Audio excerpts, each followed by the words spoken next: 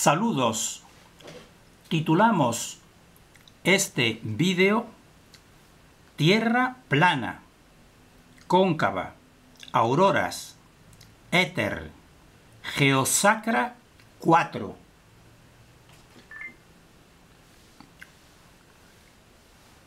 Pretendemos con este vídeo comprobar cómo se adecua el fenómeno de las auroras en el modelo de la Tierra plana, esférica, cóncava, y también tratar el concepto de éter en nuestra teoría que hemos denominado Tierra reactiva pulsante cóncava. Pero antes tenemos que hacer unas puntualizaciones. Nosotros realizamos los vídeos, podemos decir, de un tirón, es decir, no realizamos posteriores montajes. Nosotros empleamos medios mínimos y entonces se suelen cometer fallos que nosotros, si es un fallo bastante que entorpece, dijéramos, la comprensión, pues entonces repetimos el vídeo. Si no, pues simplemente pues vemos que el contexto pues hace que la persona también ella debe esforzarse pues lo entienda. Entonces así, por ejemplo, en el vídeo segundo de esta serie, que nosotros aconsejamos que sería conveniente que esta serie la fuesen bajando y depositando en una carpeta, porque necesita meditación y poco a poco se irán completando, dijéramos, los distintos puntos de la teoría. Entonces, en el vídeo 2, nosotros, que ese vídeo trataba del debate entre Hiryu y Dante, pues en una ocasión, refiriéndonos a Dante, pues lo pusimos en boca de Hiryu. Entonces eso fue una equivocación, pero que por todo el contexto, pues se deduce fácilmente dijéramos, su realidad. También tenemos que decir que en relación con el vídeo 3 de esta serie Geosacra, nosotros refiriéndonos en una ocasión de pasada, que no era ese el tema, dijéramos al centro emisor, dijéramos, de la teoría celular cóncava, pues nombramos el hexaedro, y tenemos que decir que no es el hexaedro, que nos equivocamos, sino queríamos decir el octaedro. Es decir, el centro de la teoría celular cóncava, vamos a decirlo de esta manera sencilla, el centro de ese domo en la teoría plana, pues sería un octaedro, que es una figura como de dos pirámides unidas por sus bases, y en total, pues 8 caras. Eso fueron dos puntualizaciones que tenemos que hacer con respecto a los vídeos anteriores. Entonces, vamos a entrar ya directamente al tema de nuestro vídeo. Entonces, en relación con el tema de las auroras, tenemos que decir que precisamente como nuestra teoría se llama reactiva, precisamente decimos porque está reaccionando al entorno, incluso a la hora de nosotros ir realizándola. Entonces, con respecto a esta realización, pues nos encontramos con uno de los comentaristas que nosotros denominamos como para no decir su nombre, dijéramos, pues nos hizo dos cuestiones, dos preguntas, o dijéramos dos comentarios que precisamente los consideramos importantes y vamos a hacer mención de ellos en esta serie. Uno de ellos era con respecto precisamente a las auroras. Entonces, con respecto a las auroras, él nos vino a decir que había consultado tanto en lengua hispana como en lengua inglesa a los terraplanistas sobre este fenómeno y no le habían sabido dar una explicación coherente. Nosotros, pues ya decimos, le decimos, y lo decimos para todos, que no le pueden dar una dijéramos, explicación coherente en la teoría de la Tierra plana, porque es imposible según nuestra opinión. Así, por ejemplo, estamos viendo aquí, vamos a hacer brevemente unas líneas sobre este fenómeno de las auroras. Así, por ejemplo, en la Wikipedia, pues vemos a la parte derecha superior, que esto está tomado de una de sus páginas, lo que sería una aurora en el norte, que se llamaría una aurora boreal, tomada en Alaska. Y en la parte inferior, pues sería otra aurora, que sería en el sur, en el hemisferio sur, sería una aurora austral tomada en Nueva Zelanda. Entonces tenemos que decir que son fenómenos sobre todo de luminiscencia. Están atribuidas, nosotros en eso pues ya entraremos, ¿no? Pero en fin, vamos a decir dijéramos el pensamiento actual científico. Están atribuidas a influencias del Sol y del magnetismo terrestre que se concentraría, dijéramos, en esos polos. Entonces, con respecto a esa, dijéramos, luminosidad en esos puntos, que son unos puntos concretos situados en la Tierra, precisamente en los polos, esa luminosidad sería perceptible sobre todo o casi exclusivamente en la oscuridad. Y son fenómenos persistentes. Las personas o los investigadores situados en esas zonas, por ejemplo en Alaska y situados en Noruega, pues tienen una mayor perspectiva y pueden filmarlos y pueden fotografiarlos. Los de la aurora boreal en el norte y en el sur, también en Nueva Zelanda, como estamos viendo aquí, y también en Argentina, pues también están estudiados. Por ejemplo, el Instituto de la Antártida Argentina, en una de sus bases de estudio, base austral, situada a unos 1300 kilómetros del Polo Sur, pues lo estudia científicamente, pero tienen que ser en esos puntos, tanto en el norte como en el sur. Es donde se perciben y se pueden estudiar. Es decir, son unos puntos muy concretos.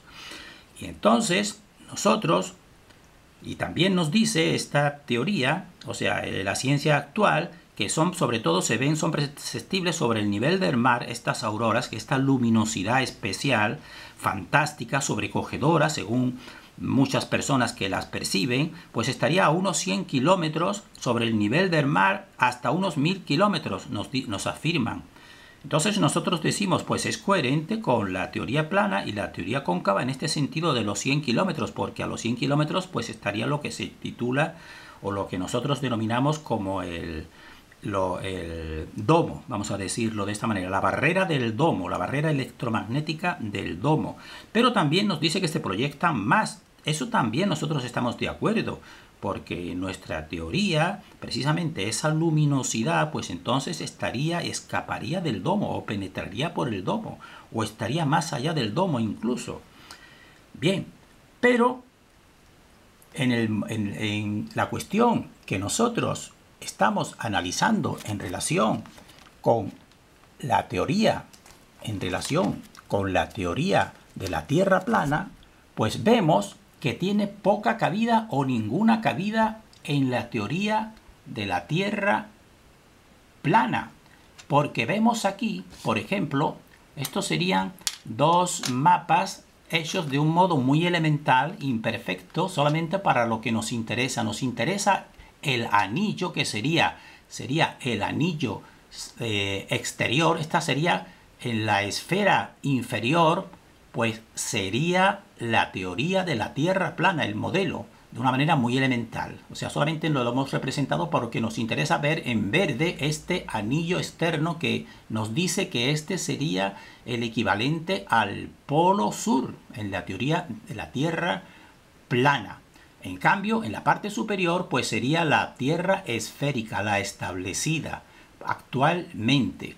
Y a la derecha tenemos, pues, la teoría de la Tierra cóncava, la que nosotros estamos, dijéramos así, compartiendo. Entonces, vemos que, por ejemplo, en la teoría esférica, pues, en dos puntos situados, uno en el norte y otro en el sur, serían puntos concretos limitados, de tal manera que ahí sí serían perceptibles. Y entonces, ahí, por ejemplo, tendríamos un ecuador, tendríamos los trópicos y tendríamos una serie de paralelos. Pues bien, nosotros tenemos que decir con respecto a esas medidas, que se han tomado y que no han variado mucho desde Eratóstenes, lo cual es sorprendente, y nosotros lo atribuimos a que Eratóstenes, en toda nuestra, dijéramos, pensamiento investigativo, para nosotros Eratóstenes pues es, dijéramos así, un icono de lo que nosotros denominamos la tradición secreta, que tiene muchísimo conocimiento. Por eso Eratóstenes pues está muy acertado en todo lo que son las dimensiones de la Tierra, pero dimensiones que las estamos comprobando diariamente en toda la distribución terrestre de los vuelos y de los viajes en la Tierra. Eso es real. Entonces, según esas dimensiones, sabemos que tiene un diámetro la Tierra, desde Eratóstenes, que puede haber variado desde entonces a lo mejor solamente unos 1000 kilómetros, pues ya él estableció sobre aproximadamente unos 12.000 kilómetros de diámetro y una circunferencia de unos 40.000 kilómetros. Eso apenas ha variado desde la tradición secreta de Eratóstenes, que sabe lo concreto desde siempre. Y entonces nosotros en el modelo esférico pues es muy coherente, porque los distintos paralelos que estamos viendo desde el ecuador, el máximo, que sería el equivalente a la circunferencia de los 40.000 kilómetros, las distintas circunferencias van descendiendo hasta ir acercándose a los polos, de tal manera que es cierto que no tenemos acceso a los polos, pero toda la coherencia anterior de estas dimensiones, que hasta 1300, como de un modo concreto la base de Argentina, pues ahí todas las dimensiones pues son coherentes y las puedes comprobar, son comprobables, no podemos negarlo. Y no podemos negar que en esos puntos se va haciendo un achicamiento y una localización en un polo norte y en un polo sur, muy concreto.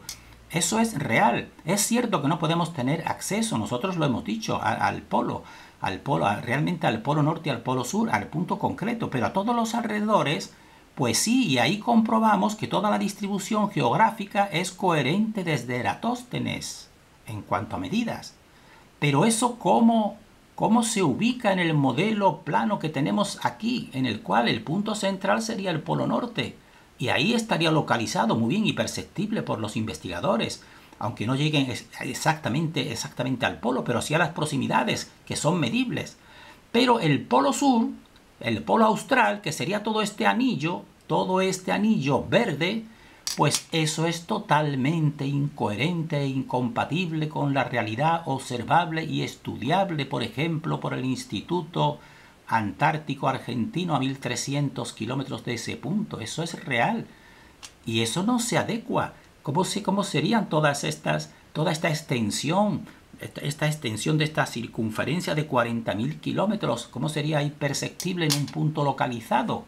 No tiene, evidentemente, adecuación, a poco que empleemos el discernimiento, en la teoría plana, el fenómeno de las auroras. No tiene, dijéramos, coherencia. Por eso nosotros decimos a los terraplanistas, con los cuales estamos en deuda cognoscitiva con ellos, pero por amor a la verdad, y evidentemente ellos también deben evidentemente pues de buscar la verdad, pues saber que este punto de las auroras, y sobre todo el punto que nosotros hemos en otras ocasiones destacado como la distinta visión concreta de hemisferio norte y hemisferio sur de las estrellas y constelaciones, pues hacen a la teoría plana que tenga una verdad con respecto a la no esfericidad que compartimos, no esfericidad de la Tierra, no es esférica, y con la no rotación la compartimos, pero con respecto a este punto de la planicie no la compartimos y le ofrecemos a ellos pruebas para que vean que no es compatible. Esa es nuestra investigación, está abierta, estamos seguros de ello. Si evidentemente nos ofrecen pruebas, pues nosotros cambiamos, y nuestra teoría que estamos formando pues también la cambiamos, evidentemente. Pero creo que ellos están en este punto en un callejón sin salida, y nosotros por eso le ofrecemos, decimos, bien, no es esférica, ¿cuál puede ser entonces? Tiene que haber otra alternativa. Pues exactamente, también en la teoría nuestra cóncava, pues también existe el polo sur, vamos a decir, lo que estaría aquí, y estaría otro polo norte. Entonces serían también puntos localizables, y toda la extensión terrestre desde Eratóstenes, que sería esta parte de fuera, de color que estamos poniendo, esta sería la Tierra, pues también serían coherentes todas esas medidas. También serían coherentes. Entonces esto sería la alternativa que nosotros ofrecemos, que sería la Tierra cóncava. Nosotros decimos, estamos abiertos a seguir investigando, pero por ahora, evidentemente, y tenemos un grado, dijéramos, casi total de certeza, a un 90%, de que este es el paradigma definitivo, la teoría cóncava, aunque evidentemente, pues hay que ir explicando más y profundizando más, y nosotros haremos simplemente un esbozo o un boceto de las líneas fundamentales, y eso es lo que actualmente nos está ocupando toda, dijéramos, nuestra investigación. Pero también que se la debemos a todos, porque estamos reaccionando a toda la información que estamos recibiendo. Entonces, nosotros, con respecto a las auroras, lo decimos, es un elemento incompatible también con la Tierra plana. Y a continuación, como hemos especificado, vamos a pasar al punto del éter, porque tendremos que especificar exactamente cuál es nuestro concepto de éter. Porque tenemos que reconocer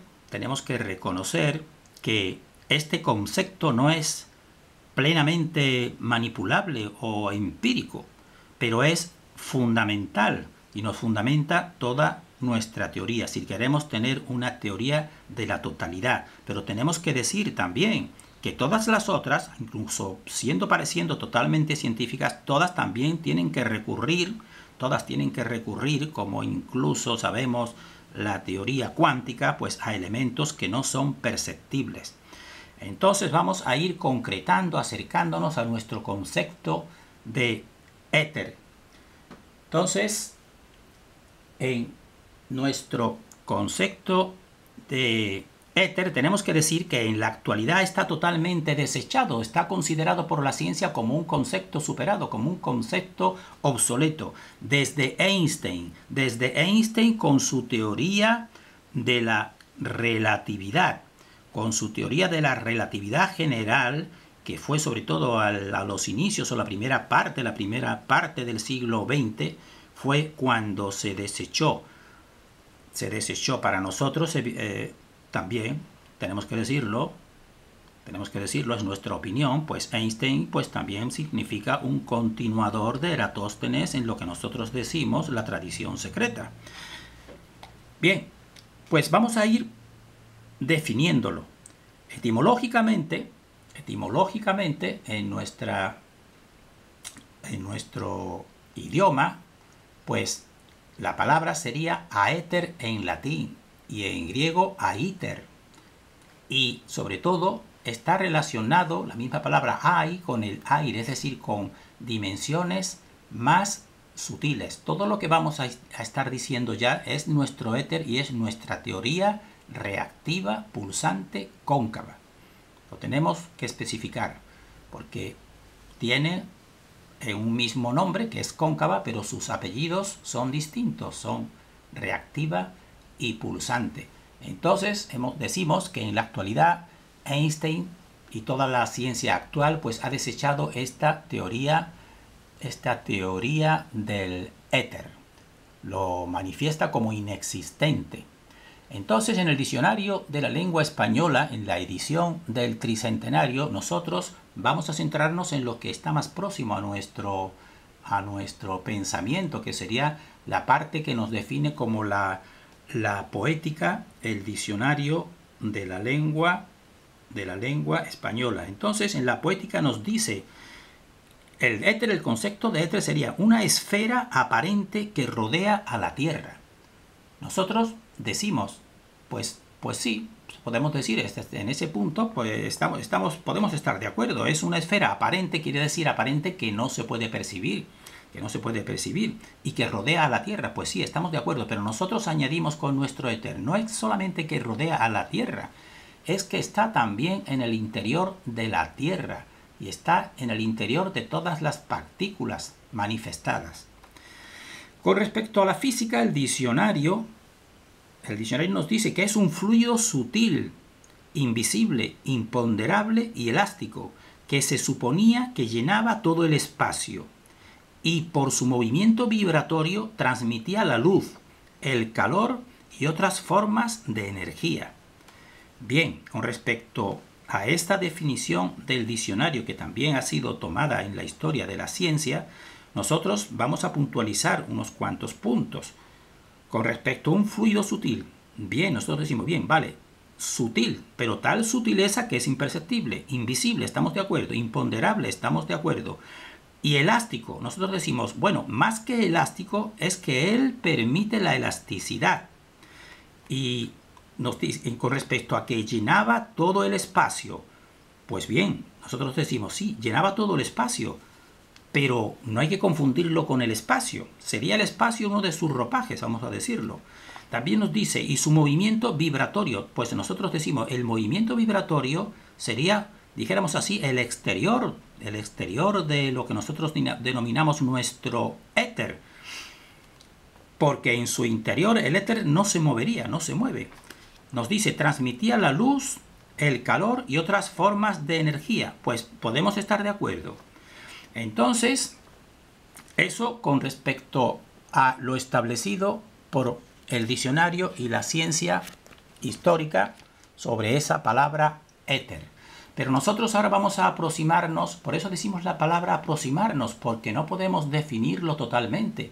Una realidad que está más allá de la realidad física y que fundamenta la realidad física, no podemos definirla de ninguna manera, totalmente. Pero sí podemos aproximarnos a ella utilizando los dos hemisferios. Podemos aproximarnos totalmente y saber y tenerlas, incluso la certeza. Nosotros la tenemos personalmente. Pero decimos aproximación en nuestra teoría reactiva pulsante cóncava. Entonces, nosotros precisamos, en primer lugar, para ya ir acercándonos más a nuestro concepto, precisamos que es necesario el hemisferio derecho. Sin el hemisferio derecho no podemos tener acceso, dijéramos así, a delimitar, dijéramos, nuestro concepto.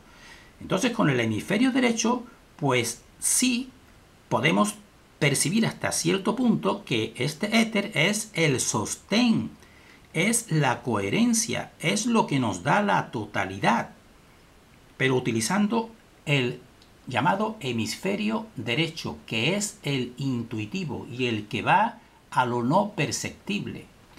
Otra nota fundamental de nuestro éter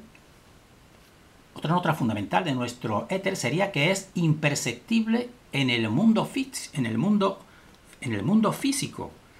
Es decir, en el mundo físico solamente sería perceptible lo más externo de este éter, como por ejemplo las auroras, la luminosidad de las auroras a nivel físico, la luminosidad de las estrellas, la luz solar, el muro de Bloch, incluso nuestro cuerpo etérico, pues eso sería lo más perceptible en nuestro mundo físico. Pero esto dijéramos que serían como los ropajes del éter. El éter sería totalmente imperceptible, pero con nuestro hemisferio derecho y el izquierdo podemos llegar a aproximarnos a su concepto. También tenemos que decir, un punto tercero, que entonces este éter es previo al espacio y al tiempo. Entonces esto escapa totalmente, evidentemente, a lo empírico. Es previo, pero no quiere decir que esté totalmente ajeno al espacio y al tiempo. Es previo, él está en el espacio y en el tiempo, pero está también más allá del espacio y el tiempo. De tal manera que él no está sometido al tiempo. Dijéramos más exactamente, es Él es el autor del espacio y el tiempo, porque es el autor de la manifestación. Y nosotros ahora ya incluimos otro concepto.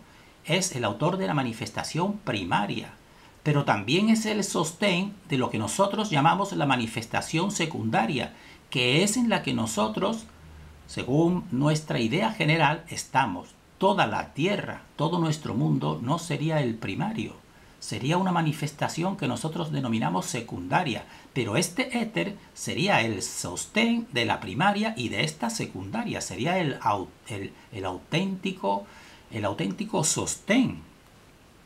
También un punto 4 definitorio de para acercarnos al concepto que nosotros manejamos de este éter, es que este éter, una de sus manifestaciones, dijéramos, es que él empuja. Por eso empuja desde ese centro, en este caso a nivel que estamos nosotros viendo de nuestra teoría cóncava, pues él empuja desde el centro de la concavidad. Ya en el vídeo anterior dijimos que sería la fuerza equivalente a la de la gravedad, pero en sentido opuesto, que no vendría jalándonos desde el centro hacia ella, sino sería al revés, nos iría empujando, porque este éter empuja y este éter comprime, y por eso así se manifiesta lo sensible, porque él empuja y comprime, pero él, dijéramos, que no se mueve, lo cual parece paradójico. Pero lo que se mueve, dijéramos, que es la parte externa. Entonces otra característica es que él empuja y comprime, pero él no se mueve. Entonces también tenemos que decir que con respecto a este éter, en otros vídeos anteriores que tratamos de toda nuestra teoría general, pues sería equivalente a lo que nosotros denominamos el tercer eje de toda manifestación. Cualquier persona que revise muchos de los vídeos anteriores, pues verán que eso también es una idea fundamental de lo que nosotros llamamos el discernimiento.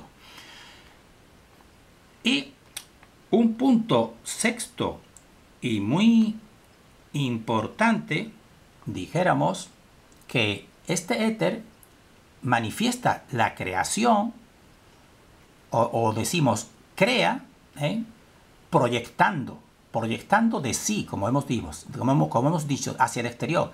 ¿Y cuál sería la proyección fundamental? Sería una proyección de lo cóncavo y lo convexo. De esto hemos escuchado muy poco, solamente una investigadora ha hablado de esto, de que la manifestación inicial pues se expresa en lo cóncavo y lo convexo. Exactamente, nuestra Tierra, bueno, no solamente decimos la manifestación primaria, sino incluso la secundaria como nuestra Tierra. Así, la teoría cóncava, pues la concavidad sería la proyección que hemos dicho necesaria de este éter. ¿Y cuál sería la convexidad? Pues la convexidad sería el domo. Toda nuestra existencia pues se desarrolla entre esta concavidad de la superficie terrestre y esa convexidad del domo. Eso serían también equivalente a los dos polos, porque nosotros dijimos en todos otros vídeos que no están ni siquiera relacionados con la cuestión terrestre, que en toda manifestación existían tres polos o tres ejes. El central, que sería el éter, y aquí en este caso concreto sería el polo o eje cóncavo, superficie terrestre, y el, dijéramos, convexo, el domo. Entonces, esto sería importante meditarlo. Y entonces, como comprendemos que son muchas, vamos a decirlo, teorías abstractas, vamos a concretizarlo en algún ejemplo. Podríamos concretizarlo en el cráneo humano y el cerebro humano, que lo vamos a decir, pero también para que tengan una idea, pues otra estructura del mismo tipo, que sigue ese mismo fractal o esa misma disposición, sería un ojo humano. Un ojo humano junto con el cráneo, para nosotros son las dos estructuras más perfectas que tenemos en el cuerpo nuestro humano, que es dijéramos así, la perfección. Es tan perfecto como dijéramos, como el modelo de la Tierra que estamos analizando. Así, por ejemplo, el ojo humano que estamos viendo aquí, pues la parte que hemos dicho convexa, pues sería el cristalino. El cristalino, vemos, esto es una convexidad, esta es una curva convexa. Este sería el cristalino. Y la parte cóncava, el otro polo de toda manifestación esencial, sería la parte convexa, el interior de toda esta cuenca que sería la retina, vamos a decirlo, las paredes de la retina. Entonces aquí estaría la convexidad equivalente. Estamos haciendo esto para que se vea un poco una similitud más concreta de nuestro éter. Se manifestaría un cristalino, que sería un domo, que sería convexo, y una cuenca, que sería la concavidad, la tierra cóncava. Y entonces el tercer eje vendría a través de los polos, un polo norte y un polo sur. Un polo norte y un polo sur serían los portales o las puertas. Y aquí entonces, en este eje invisible, el eje terrestre de los polos, pues aquí estaría actuando este éter en el centro. Aquí estaría actuando. Y entonces sería invisible, pero sería el que da lugar al convexo y al cóncavo, a sus dos polos. Y aquí en el centro, pues parecería que no existe, pero es el que da toda la realidad. Un niño al nacer, evidentemente, pues nace con esa disposición, pero como no empiece a actuar desde este punto central, en conexión con la luz y en conexión con el nervio óptico y conexión con esta cóncava, pues ese ojo de ese niño terminará cerrándose y secándose y desapareciendo. Pero si, evidentemente, interactúa con normalidad con el entorno y con la luz, pues ese centro pues irá formando, irá desarrollando todo. Y entonces por eso hacemos este ejemplo, para que todo lo que hemos hablado muy abstracto de nuestro éter lo veamos en un ejemplo más concreto. Pero la otra estructura, que es el cerebro humano, pues el cráneo es una estructura cóncava. ¿Y cuál sería la estructura convexa que da lugar el otro polo para que esté actuando desde un centro, el eje invisible, que nosotros estamos definiendo como, en este caso le ponemos la palabra éter, porque nos viene bien a un modelo físico? Pues sería evidentemente la glándula pineal. La glándula pineal, pues, sería el polo, vamos a decirlo, equivalente al cristalino. Sería una parte convexa por su exterioridad. Y esa parte convexa por su exterioridad, pues se reflejaría e interactuaría con toda la cuenca del cráneo. Y entonces, entre esas dos interacciones, pues ahí estaría su autor auténtico, sería este éter o este tercer eje. Entonces ahí empezaría a actuar, y así, ¿no? Así de esta forma es totalmente las dos estructuras más perfectas. Pero no solo aquí en lo que estamos diciendo, sino en todos los seres y los vegetales, pues estos, si van buscando, pues verán esa misma estructura, evidentemente. Verán esos dos polos. Nosotros al principio incluso de empezar incluso esta serie, pues ya dijimos, una cebolla sería un fractal de todo el universo. Pues está exactamente, una cebolla con sus tres polos, pues es equivalente también a este ojo y a este cráneo y a esta tierra cóncava. Como más en otra ocasión, si acaso lo especificaremos mejor, diremos exactamente las distintas partes y los distintos polos que estarían aquí. Entonces, nosotros tenemos que ir terminando este vídeo, pero queremos hacer también una mención ligera, rápida, al sistema de la geometría sagrada de el toroide, sobre todo a raíz de el mayor difusor fue Nassim Haramein. La geometría sagrada también con Drúmbalo Melquisedec. Y entonces tenemos que decir, conocemos, incluso somos amigos a través de Facebook de algunos investigadores que este modelo pues les está sirviendo mucho, les está sirviendo a nivel filosófico a algunos, y a otros les está sirviendo incluso a nivel práctico, de realizaciones prácticas. Pues muy bien, nosotros decimos, este modelo toroide y este modelo geometría sagrada, pues complementenlo con lo que nosotros estamos aportando de concavidad, convexidad, modelo de tierra y de universo, y también incluso con dimensión primaria y secundaria. Y entonces se verán una mayor coherencia, porque por ejemplo nosotros hemos visto en determinados investigadores cómo hacen, por ejemplo, sobre el toroide, te reflejan a lo mejor todo el universo, las nebulosas, las estrellas, todos los planetas que están siguiendo y con un toroide central, pero todos dispersos.